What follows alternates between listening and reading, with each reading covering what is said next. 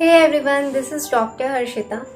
So whenever I fall sick, my siblings and some of my friends take a dig at me कि doctor लोग का भी तबीयत खराब होता है। तो हाँ भाई, हम भी इंसान हैं। Sometimes we also do make mistakes.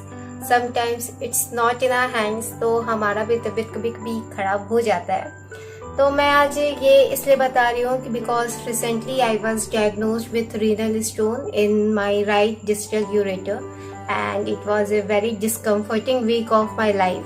I'm okay now. तो मैंने सोचा कि इसके बारे में बात करना तो बनता ही है. So kidney stones can be of various types like calcium oxalate stones, triple phosphate stones, cystine stone, uric acid stones, etc. etc. But इसमें से सबसे ज्यादा कॉमन है कैल्शियम ऑक्सलेट स्टोन. तो basically I will talk about oxalate stone in this video.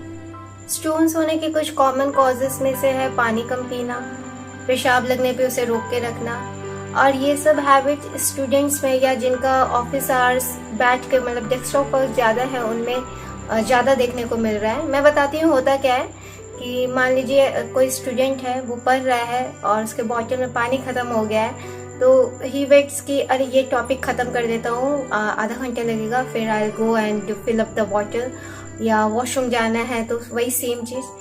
So the student doesn't realizes how it is affecting his body day by day.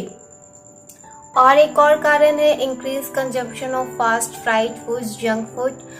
It also increases the risk of stones. So अगर किसी को stone हो गया है तो उसका सबसे common symptom आएगा पेन, जिसको मेडिकल टर्म से मोर स्पेसिफिकली बोलते हैं loin to groin pain, जो कमर की साइड बेसिकली होता है, जैसा आप फोटो में देख सकते हैं. तो ये पेन इतना इंटेंस होता है that you might need an IV और a painkiller to tolerate it. तो अगर आपको इस जगह पे पेन हुआ है तो you need to get an ultrasound done to rule out other differential diagnosis, like if it's on the right side it could be pain of appendicitis also. If you are a lady of reproductive age group, it can be ectopic also. So you need to rule out that, and for that we need to get an ultrasound done. Okay, the ultrasound will tell you the exact site of the stone. It will tell you the size of the stone, which is a very important parameter to decide the course of action. अगर आपका stone 5-6 mm से ज़्यादा है तो it might need an intervention like ESWL, जिसमें हम लोग shock wave दे के स्टोन को तोड़ते हैं फिर निकालते हैं, या PCNL, RIRS, depending upon the nature of your stone. But अगर इसका साइज 5-6 mm से कम है तो it will most likely spontaneously pass its on its own. To speed up the process of getting the stones out, आपको क्या करना है?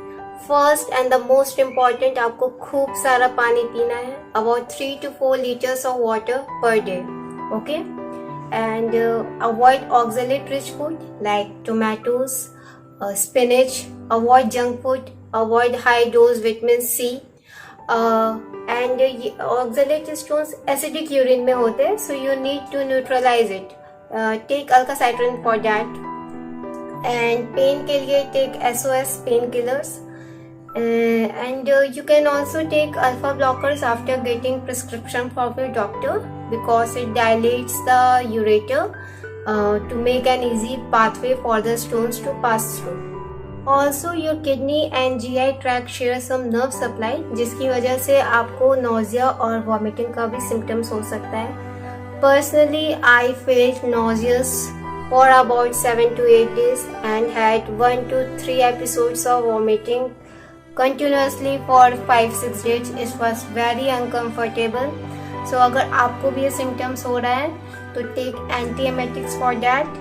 And जब आप खाना खाएं small portions at regular intervals खाएं rather than taking a full heavy meal. And खाना खाने के बाद 15 to 20 minutes walk करें. It can help you with the nauseous and vomiting symptoms. So follow these steps, and after 7 to 10 days get a repeat ultrasound done to make sure the stone has passed out.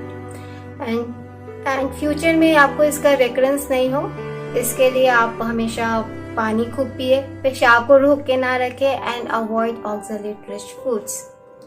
So thank you. I hope I help you with this video. अगर आपकी कोई query है तो नीचे comment box में आप पूछ सकते हैं. And please like this video and subscribe to my channel and hit the bell icon so that मैं कोई भी नई वीडियो डालूँ तो आप तक उसके नोटिफिकेशन पहुंच जाए. Thank you.